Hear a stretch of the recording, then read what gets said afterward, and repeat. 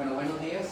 Buenos días. Buenos días a todos. Qué gusto verlos. Qué gusto ver a mi Avi, ¿me lo ven? A Josué, casi nunca lo veo. Casi no sobre todo. Buenos días, sí.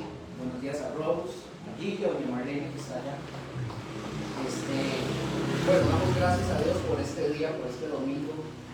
Un domingo frío, a mí me gusta el frío, me encanta. He dicho que se bajó el calor.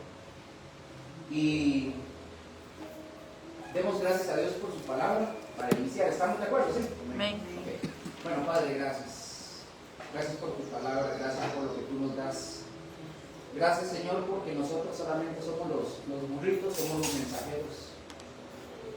Tu palabra, Señor, tu palabra es la única que tiene el poder. Tu palabra es la verdad. Tu palabra es lo único que puede transformar la vida de cualquiera de nosotros. Y para mayor evidencia, somos los que estamos aquí, esa evidencia de que tu palabra hizo algo en nuestras vidas. Te damos la gloria y la honra, Señor. Lo vamos a iniciar y, Señor, yo te pido en el nombre de Jesús que tu Santo Espíritu, Señor, alumbre los ojos de nuestro entendimiento, quites todo, que toda venda, todo aquello que estorba aquí, Señor, en el nombre de Jesús. Y aquellos que puedan ver la palabra, Señor, en el Facebook, Señor, la escuchen, que tu palabra penetre en sus corazones. En el nombre de Jesús. Amén. Amén. Bueno, como les dije, chiquillos, muy buenos días a todos.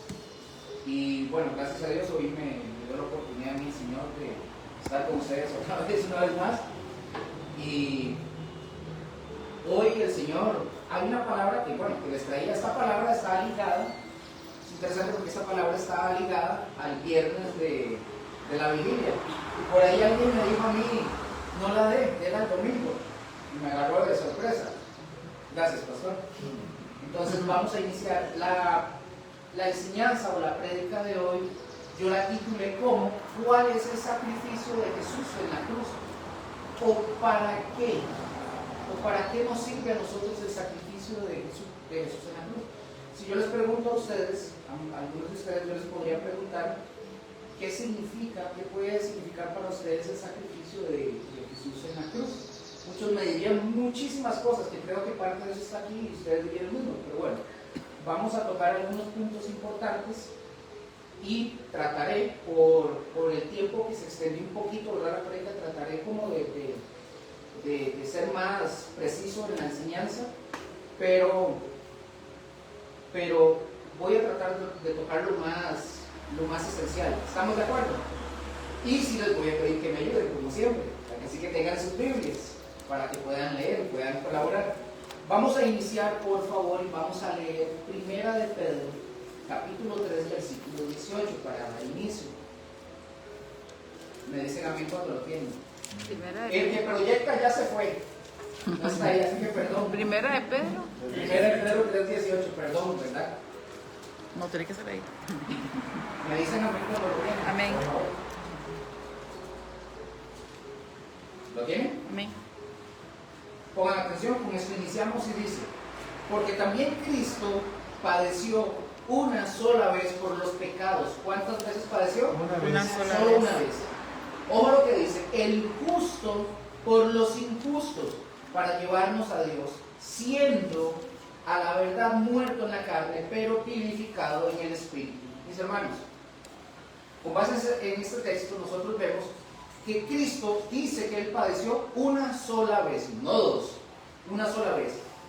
Es decir, ya no existe, mis hermanos, ni un solo sacrificio, ninguna sola expiación que pueda complacer a Dios. Es decir, ya nosotros no podemos hacer nada para poder complacer a Dios en ese sentido. Es más, aún el sufrimiento que ustedes y yo podamos tener no va a pagar por nuestros pecados. Nada de lo que nosotros podamos hacer, o sea, que por más que estemos sufriendo, nada va a hacer que pague eso por el pecado de nosotros, porque el precio ya se pagó. ¿Y quién pagó ese precio? Cristo Jesús. Jesús, mis hermanos, es el perfecto ejemplo de sufrir por hacer el bien por nosotros, porque Él lo sufrió por nosotros, como lo dice su palabra, el justo por los injustos. ¿O no éramos injustos? Sí. Es más, Nosotros somos declarados justos, pero es por Él. Amén. Solo por Él. Solo por Él, nada más. Él sufrió por nosotros los injustos. Y el propósito de que todo esto aconteciera en la vida de Cristo era simple y sencillamente para acercarnos a Dios. Simple y sencillamente para acercarnos a Dios. Porque la relación que ustedes y yo teníamos con Dios estaba, ¿cómo? Estaba rota. Usted vio lo que yo tenía apuntado, ¿verdad? Porque es justamente lo que tenía. La relación nuestra estaba rota. Estábamos muertos, separados. Y para poder comprender esto, ahora sí, para poder comprender esto, por lo menos un poquito lo que es el sacrificio o el tema del sacrificio de Cristo, no nos va a alcanzar evidentemente todo el tiempo, obviamente no nos va a alcanzar este ratito para poder explicarlo, pero sí vamos a entender como mínimo por lo menos unos puntos esenciales con respecto a lo que tiene que ver con el sacrificio de Cristo. Y es más, y como dije, hay muchos temas que tocar, pero obviamente por tiempo y por todo lo demás no se pueden tocar, pero vamos a tocar lo más esencial. Como número uno, para los que lo están anotando, como número uno, yo quiero que observemos cómo los primeros humanos deciden rebelarse en contra de Dios. ¿Quiénes fueron esos primeros seres humanos? ¿Quiénes? ¿Todos? ¿Quiénes? Adán y Eva. Adán y Eva, exacto.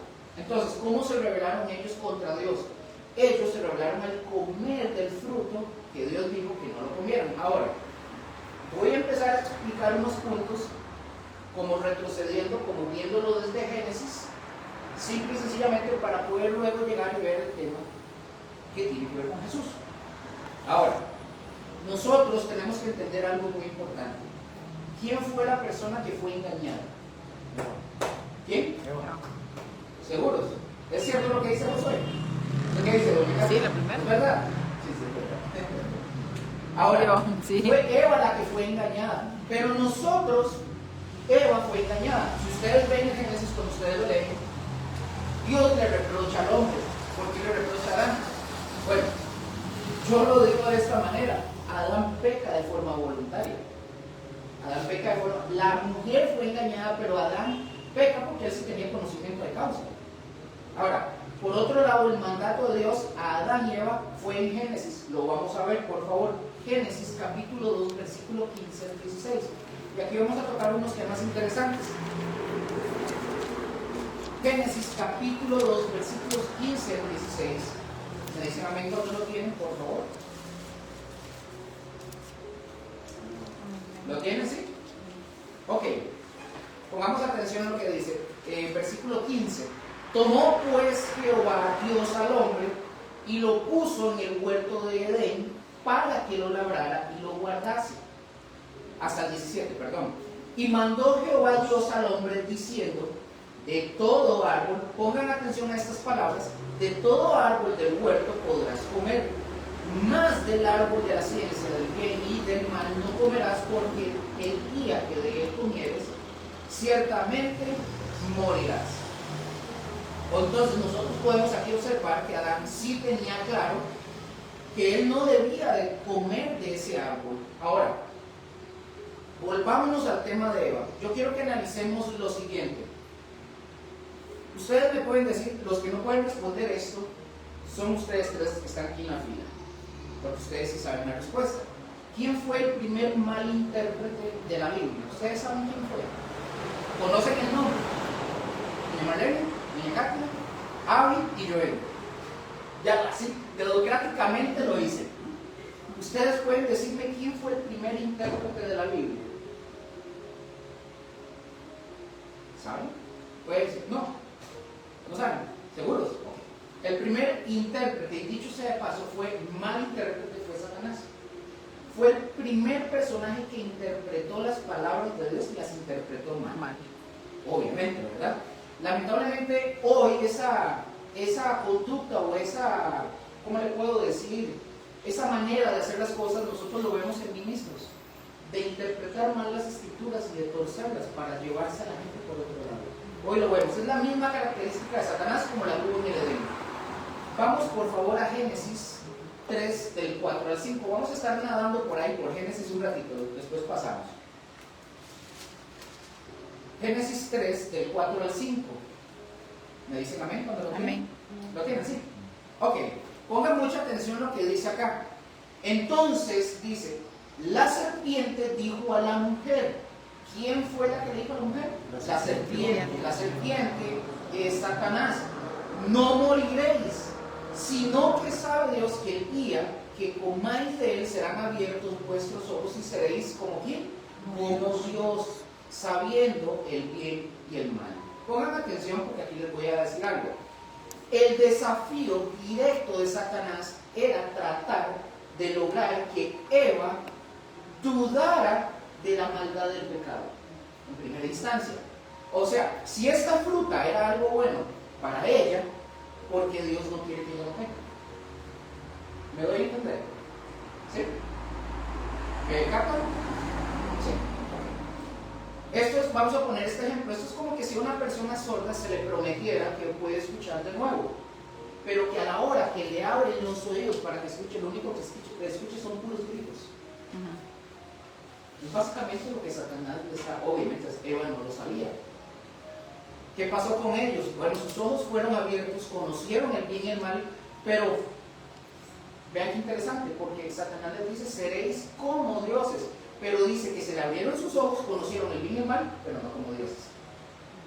Una mentira, pongan atención, una mentira completa rara vez es eficaz en la tentación. Si doña Katia, si yo vengo y le digo a usted, doña Katia, mira, préstame $1 millón de colones, se los devuelvo mañana. Evidentemente, si se los estoy pidiendo prestados es porque no los tengo. Es más que evidente. ¿Cómo se los voy a devolver mañana? Usted sabe que le estoy mintiendo. O sea, usted va a percatar que le estoy mintiendo. Usted me va a decir a mí, ¿verdad que no? Obvio. ¿Qué me va a decir que no me los va a prestar porque sabe que le estoy mintiendo? Entonces, una mentira rara vez es eficaz. Perdón, sí, una mentira completa rara vez es eficaz en la tentación. Si Satanás, pongan atención, no la combina con algo de verdad, hay poco poder en la tentación. Si Satanás no mezclaba esa verdad que Dios dijo al hombre y a la mujer, no la mezcla con mentira, no le funcionaba. Es como decimos por ahí, una verdad a medias es básicamente una mentira completa. ¿Les ha pasado? ¿Han escuchado algo así? Sí. Ok, vamos a retroceder otro poquito más. Vamos a ver los versículos 2 y 3 de Génesis 3. Estamos en Génesis 3, ¿verdad? Ajá. Ah, los estoy probando, vamos hoy. Exactamente, así me gusta. Dice, ¿lo tienen, chicos? Sí. Dice, y la mujer respondió, pongan aquí atención, y la mujer respondió a la serpiente, del fruto de los árboles del huerto podemos comer, pero del fruto del árbol que está en medio del huerto, dijo Dios, ojo acá, pongan sus ojitos en la Biblia, no comeréis de él, ni le tocaréis, para que no muráis. ¿Quién está hablando aquí? Eva. Eva es la que está hablando. Eva le está respondiendo a la serpiente.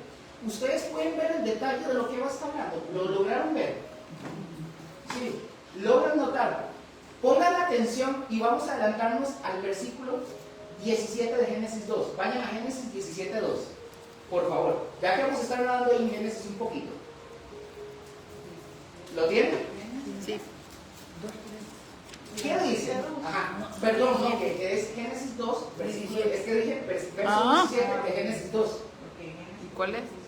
Capítulo 2, Génesis 17. No.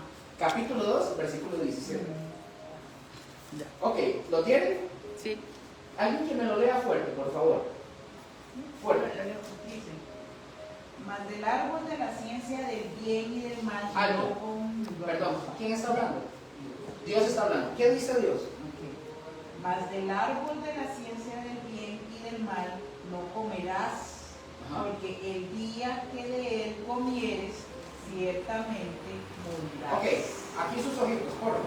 Vean, Dios le está hablando y le dice que no coman del árbol porque el día que él comiere, ¿qué va a pasar? Se muere. Eva le dice en el capítulo 3, versículo 3, le dice a la serpiente, pongan atención, y acuérdense lo que Dios dijo. Pero el del fruto del árbol que está en medio del huerto, dijo Dios, no comeréis, Eva está hablando, no comeréis de él, ni le tocaréis. ¿Qué está haciendo Eva ahí? Eva está malinterpretando el mandato de Dios. Las palabras, no comeréis de él, y para que no moráis, están muy cerca de lo que Eva está hablando, están muy cerca de lo que Dios dijo en Génesis 2, pero ¿qué hizo Eva? Eva le añadió al mandato de Dios y pone palabras en boca de Dios cuando dice, ni le tocaréis. Obviamente,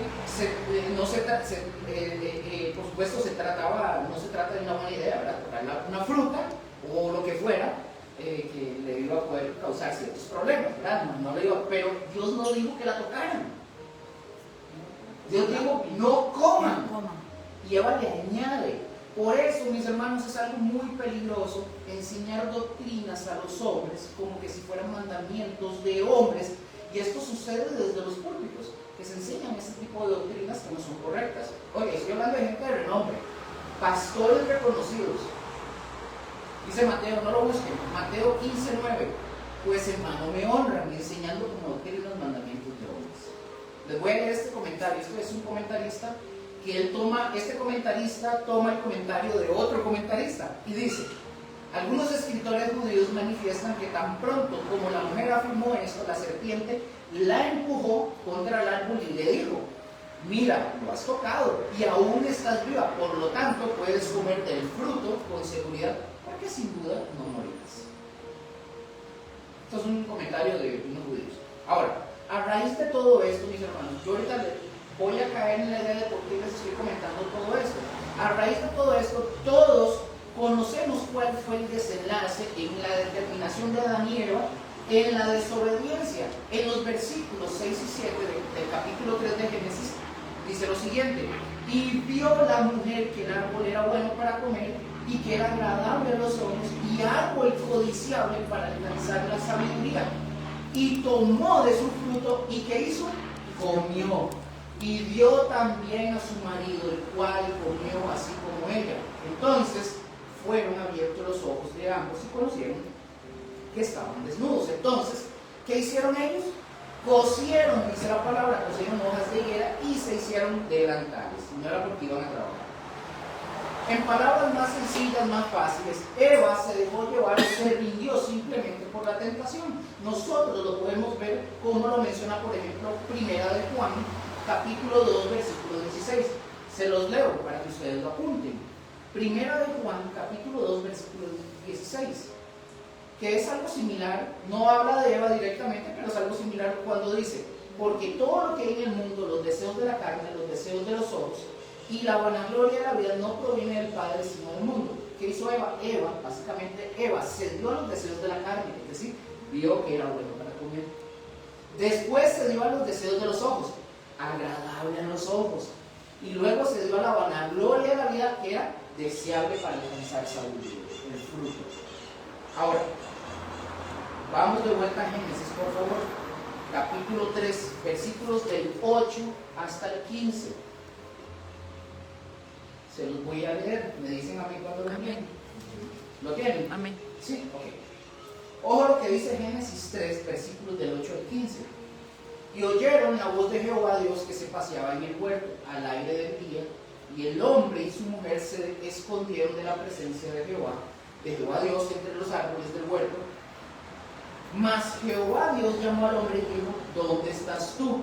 Y él respondió: oí tu voz en el huerto y tuve ¿qué? Miedo, porque estaba desnudo y me escondí. Y dijo, de los versículos 11, y le dijo: ¿quién te enseñó que estabas desnudo? ¿Has comido del árbol del que yo te mandé no comieses? Y el hombre respondió: la mujer que me diste por compañera me dio del árbol y yo comí. Versículo 13. Entonces Jehová Dios dijo a la mujer: ¿qué es lo que has hecho? Y dijo la mujer: la serpiente me engañó y comí. Y Jehová Dios dijo a la serpiente: por cuanto esto hiciste, maldita serás entre todas las bestias y entre todos los animales del campo. Sobre tu pecho andarás y comerás polvo todos los días de tu vida. Versículo 15. Y aquí empezamos la prédica, de hecho. Y pondré enemistad entre ti y la mujer, y entre tu simiente y la simiente suya, y esta te herirá en la cabeza y tú la herirás en el calcañar. Entonces nosotros aquí encontramos la primera acción de Dios en esta narrativa, fue hacerles sentir la presencia de Dios, su presencia, y tal como lo hacía, porque Dios lo hacía a menudo con ellos, siempre lo hacía de él. ¿Cómo llegó pueden verlo ahí en la narrativa. Dios no llegó regañando, no llegó vociferando, no llegó asustando, no llegó gritando, sino que llegó de manera pasible. ¿Ustedes se acuerdan de Primera de Reyes?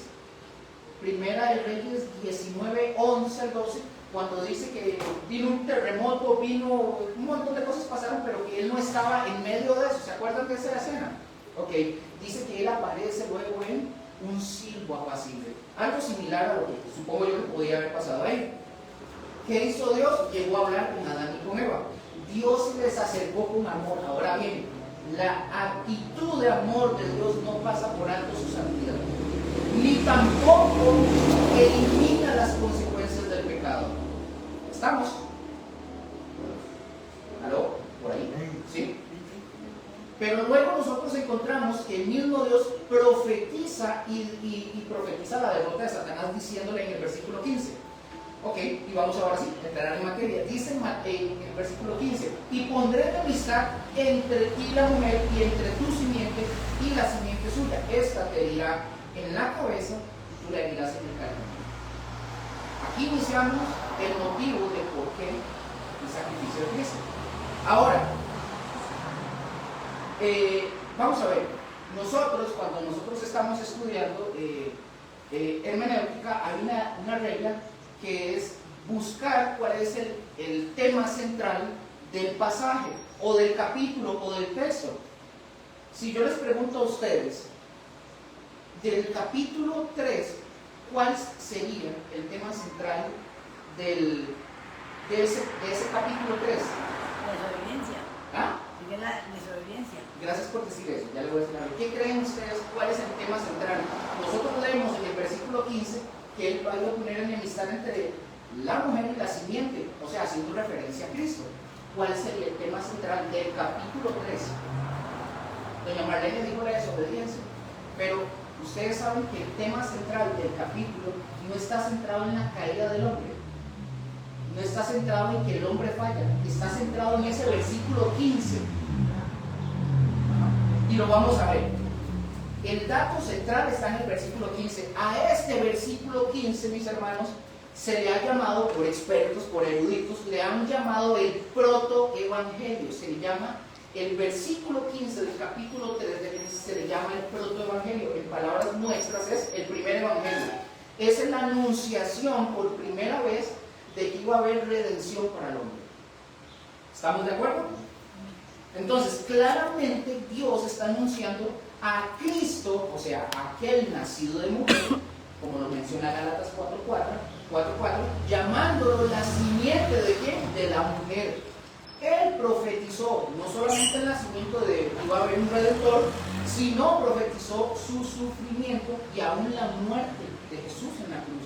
Esa es la herida en el calcañar. Pero eso implicaría la derrota de Satanás. Por eso es que le baja la cabeza. Y todo lo que tiene que ver con la consumación de los tiempos. Entonces nosotros aquí encontramos claramente este famoso protoevangelio, o el primer evangelio, en palabras más sencillas, que es el versículo 15. Entonces el tema central del capítulo 3 es el versículo 15, porque es la anunciación de ese evangelio. Vean lo que dice Gálatas 4:4, se los leo. Pero cuando vino el cumplimiento del tiempo, Dios envió a su Hijo nacido de mujer y nacido bajo la ley. Dios, al maldecir o proferir de verdad a Satanás, a la serpiente, esa maldición, pues, y anunciarle la derrota y el fin del reino, porque es un reino parásito, el del diablo, en este mundo, Dios estaba anunciando básicamente la liberación y la redención de la humanidad, así como la restauración de todas las cosas.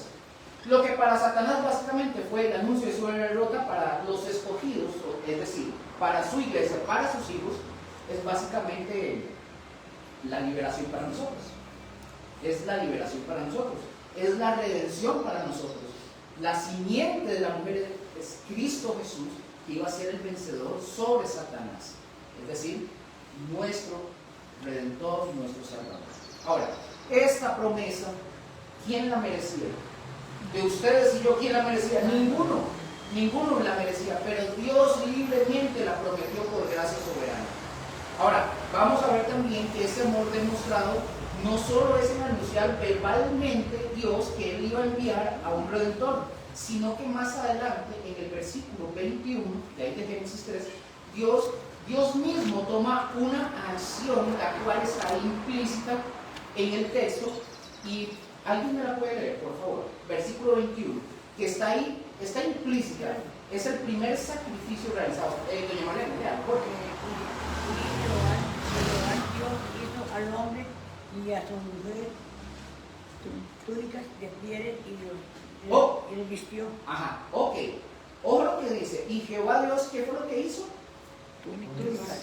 Hizo túnicas al hombre ¿de qué? De pieles. Y los vistió. Dios quería, ojo, Dios quería que Adán y Eva estuvieran vestidos y que no estuvieran desnudos. Ojo, si la desnudez, mis hermanos, si la desnudez representara una vida más elevada, más culta y más libre, entonces Dios los habría dejado, como los habría dejado que permanecieran desnudos, pero no, Él los vistió. Este comentarista se llama Leopold, dice: Dios dio su aprobación del sentimiento de vergüenza que llevó a nuestros primeros padres a cubrir su desnudez. O sea, Dios dio la aprobación de ese sentimiento de vergüenza, por eso los vistió, para que Adán y Eva fueran, y aquí pongan mucha atención, porque para que Adán y Eva fueran vestidos, ¿qué hubo que hacer? Hubo un sacrificio. No dice que fueron hojas, dice que fueron de piel. No dice qué animal, pero fue un sacrificio. O sea, un animal tuvo que morir. Un animal tuvo que morir porque sin derramamiento de sangre no hay remisión de pecados. Hebreos 9:22. Y casi todo es purificado según la ley con sangre. Y sin derramamiento de sangre no se hace remisión o no se hace remisión de pecados. Ahora, todo esto que les estoy mencionando, por ejemplo, ¿Hebreos qué? Hebreos 9:22, correcto, gracias. Ahora, aquí voy a mencionarles unas cuestiones que son un poquito más técnicas, pero, por ejemplo, todo eso que yo les estoy mencionando, el tema de el animalito que fue sacrificado, es un tipo de Cristo. Es un tipo de Cristo. Nosotros, cuando se estudia teología, se le llama el tipo. Este es el tipo de Cristo, pero la aparición de Cristo física es el antitipo, es decir, es él, el verdadero. Esto es como cuando se dice la palabra, esto es sombra. Eso era la sombra de lo que iba a suceder cuando Dios sacrifica a ese animalito para vestir a Adán y a Eva. Lo que está tipificando es la venida de Cristo, lo que Él iba a hacer por ustedes y por mí. Amén. Entonces, digan conmigo, el tipo El tipo y el antitipo. y el antitipo. No tiene nada que ver, lo que quería era que hablaran nada más. Ahora, para que Adán y Eva fueran vestidos o revestidos, se tuvo que hacer el sacrificio, o sea, el animal tuvo que morir. Este comentario es de Spurgeon, dice: alguna criatura tuvo que morir para poder proporcionarles una vestimenta. Y tú sabes quién es el que muere para que podamos ser vestidos con justicia inmaculada. El Cordero de Dios fue hecho por nosotros una vestidura con la cual cubrir nuestra desnudez, para que no tengamos miedo de pararnos ante el tribunal de Dios.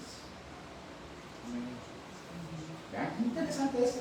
Dice esta otra persona: solo existen dos religiones.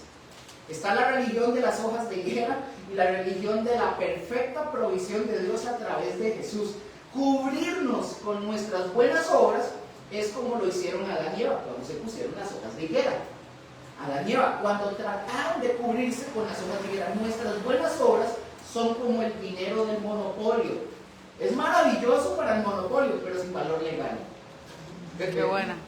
Nuestras buenas obras son esenciales para lo que necesitemos y para que vivamos la vida, pero no son moneda de valor legal ante Dios. Entonces, mis hermanos, Adán y Eva fueron vestidos con una prenda o una ropa que fue comprada con la vida de otro ser. O sea, hoy nosotros estamos vestidos con una prenda de justicia que fue comprada por otra persona. ¿Y quién es esa persona? Cristo Jesús. y dice que los vistió. Esto indica que Adán y Eva, en este momento, este preciso párrafo que les estoy mencionando, lo dice el comentarista, lo dice él. Dice, esto indica que Adán y Eva fueron salvos. Adán tenía fe en la promesa divina de un Salvador y Dios proveyó una cubierta para ellos a través de un sacrificio. Es decir, ustedes y todos nosotros nos vamos a topar a Adán y Eva allá arriba. Vamos a poder darles masilla por todos.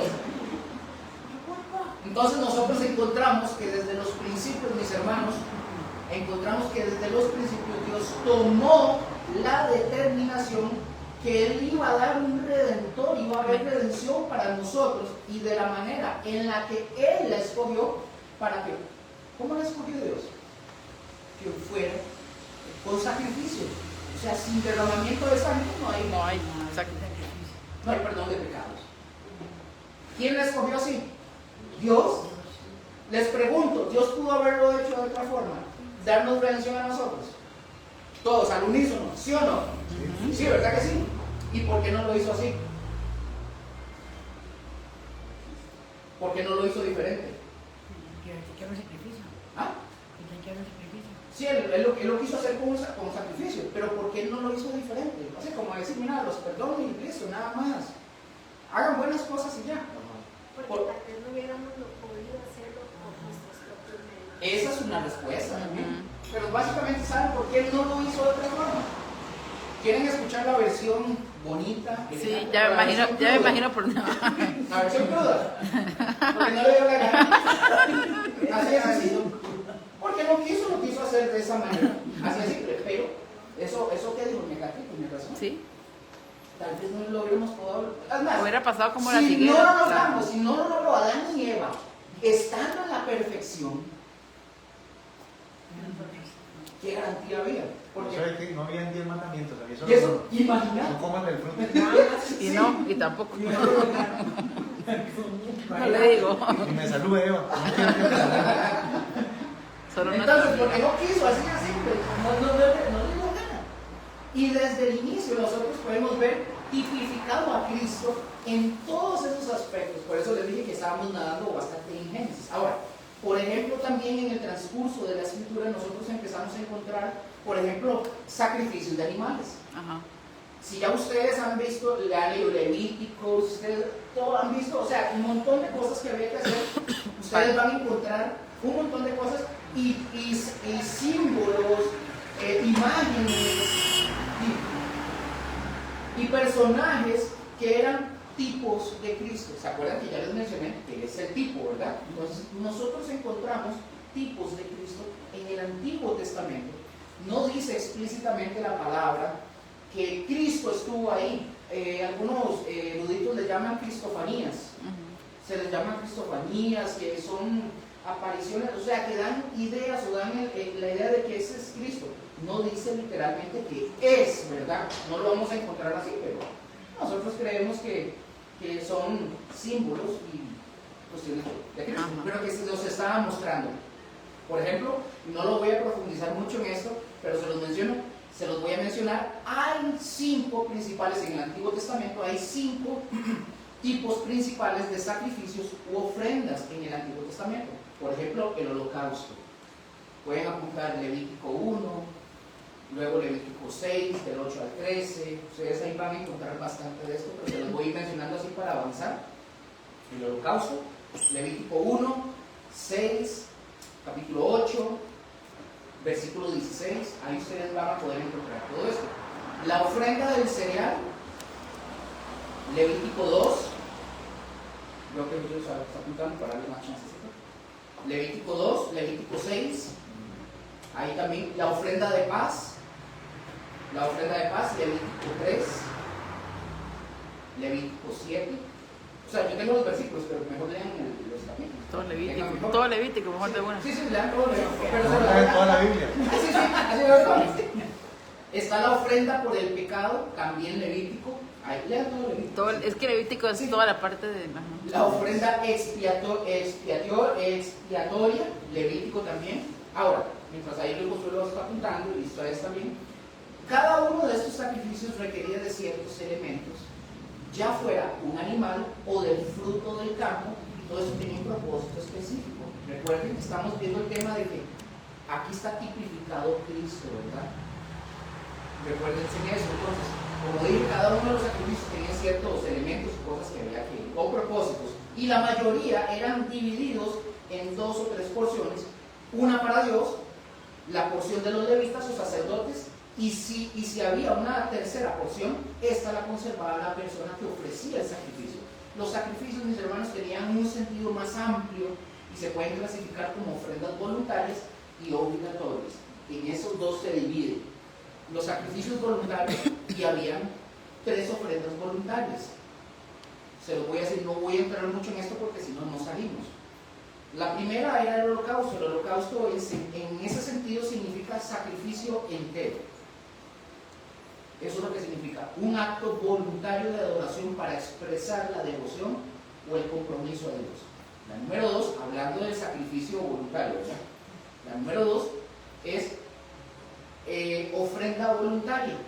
Esta ofrenda era de cereal, en la que el fruto del campo se ofrecía en forma de torta o de pan horneado hecho de cereales, harina, aceite y sal.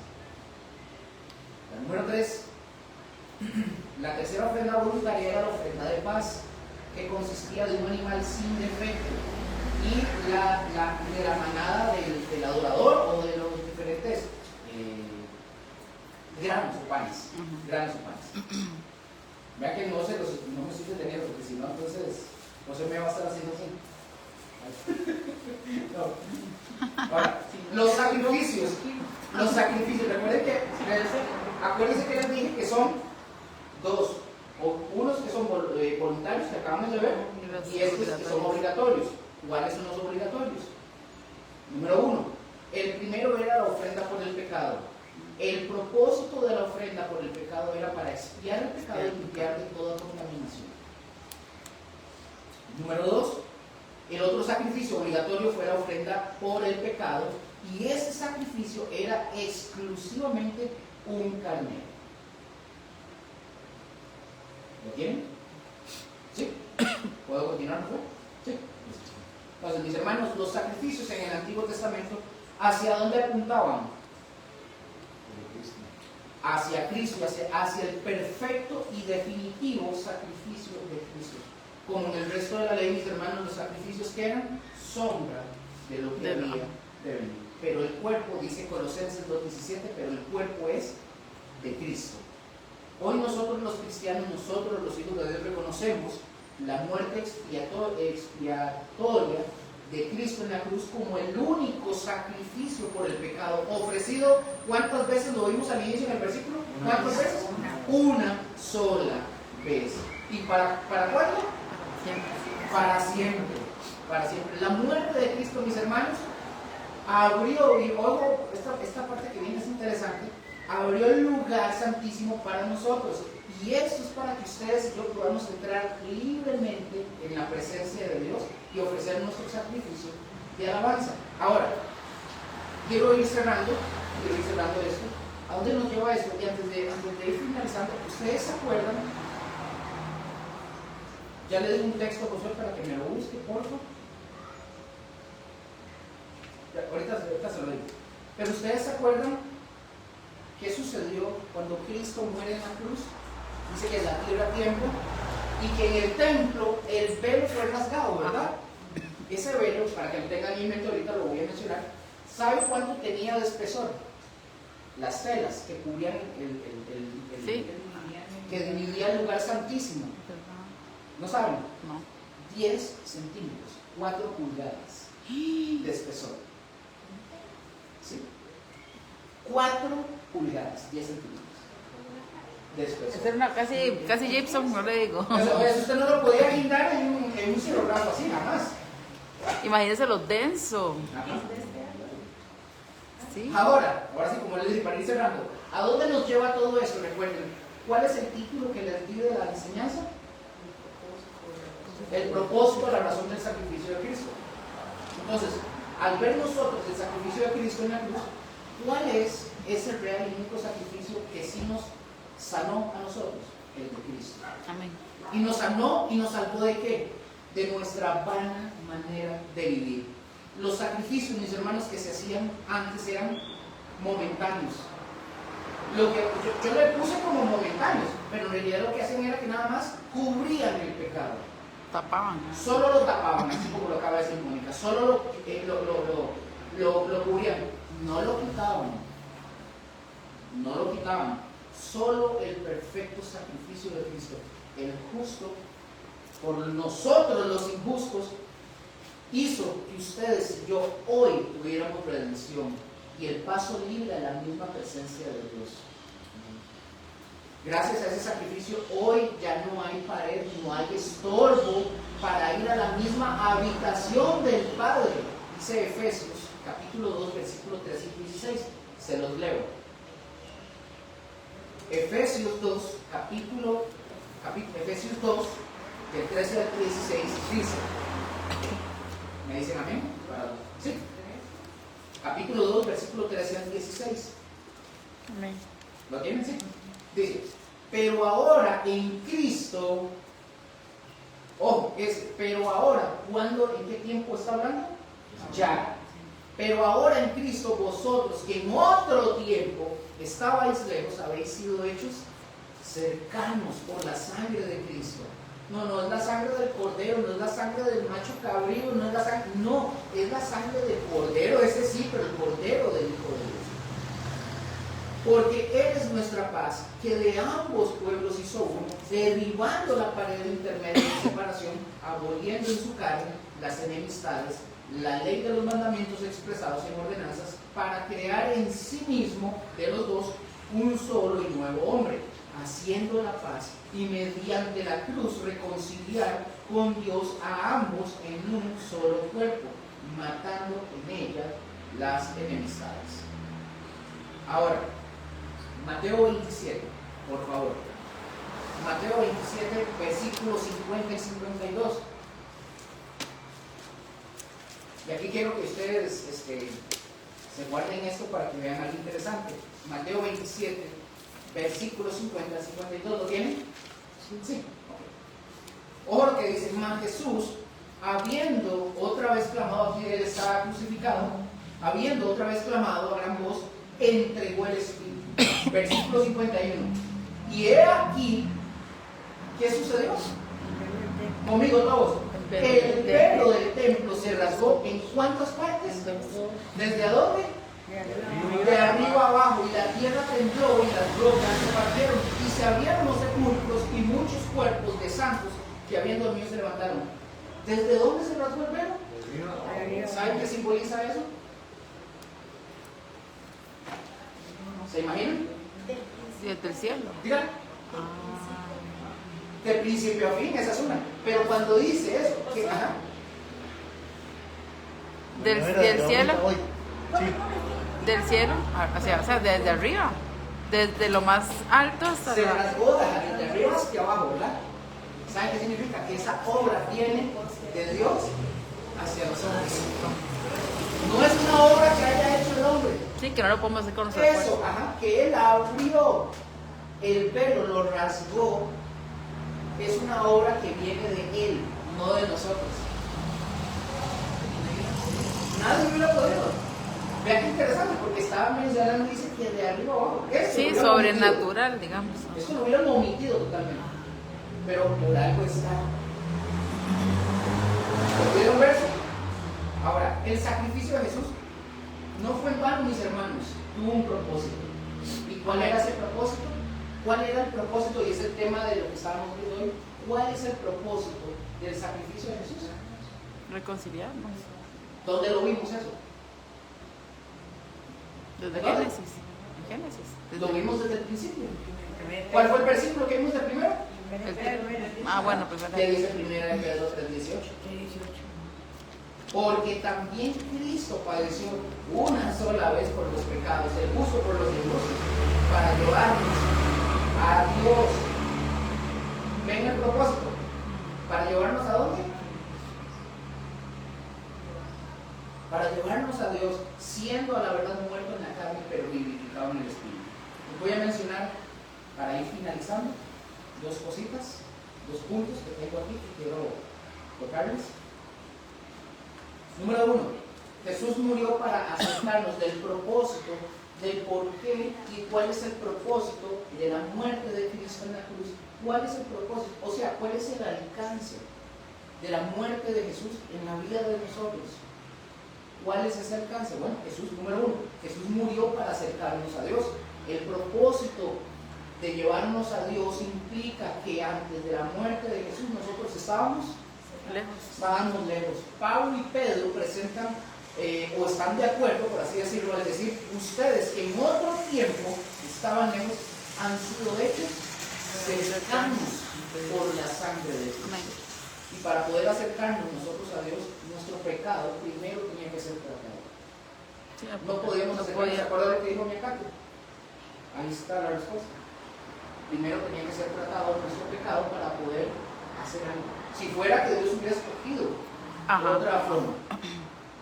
Pero lamentablemente, no importa que hubiera sido, no hubiéramos podido. Él escogió soberanamente que así fuera. Y gracias a esa soberanía de Él y a lo que Él escogió, ¿qué hemos hecho nosotros para ser salvos? Nada. Si yo les pido a ustedes que se levanten uno por uno y digan las cosas malas que han hecho, primero no me lo dirían, pero si yo les digo qué cosas han hecho con lujo y detalle, o que yo proyecte aquí en la pantalla, les pongo una maquinita y podamos ver lo que ustedes hemos hecho. En el día, digamos. No había nada de nosotros agraciado que pudiéramos darle a Dios para que Él dijera, me gusta porque este mide 1,90 m, no nunca no porque mide 1,70 m. No, Rose porque es negro. El otro aquí es blanco, el otro es chino. No había nada. Sí, no hay nada. Él tuvo que hacer todo. De hecho, si ustedes van a la palabra y ven todo, en toda la palabra, Dios ha hecho todo. Aún la fe que ustedes y yo tenemos, La puso Él. Él la puso. Para que ustedes y yo creyéramos en Cristo, Él lo hizo. No tenemos nada. ¿Y por qué jugamos de vivos?